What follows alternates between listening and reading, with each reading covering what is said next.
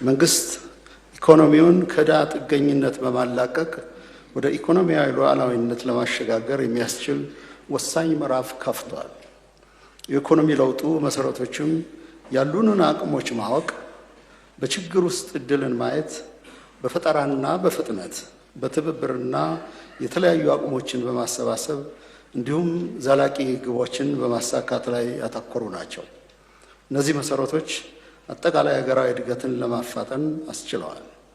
በዚህም ከዕዳ ጫና በመላቀቅ በራስ አቅም ችግሮችን በመፍታት ከአግላይ የኢኮኖሚ ስርዓት ወደ አሳታፊና ምቹ የኢኮኖሚ ምህዳር በመሸጋገር ከዝናብ ጥገኝነት ወደ ራስ ቻይ አምራችነት በመብቃት የማዕድን ጥሪታችንን ወደ ወሳኝ የሀብት ምንጭነት በመቀየር የቱሪዝም ሀብታችንን ከመዳህ ጉዞ ወደ ጉልህ የእድገት አንቀሳቃሽነት በማሳደግ የሕዝባችንን ያኗኗር ለመለወጥና ዘላቂ ተጠቃሚነቱን ለማረጋገጥ ከፍተኛ ጥረት ተደርጓል።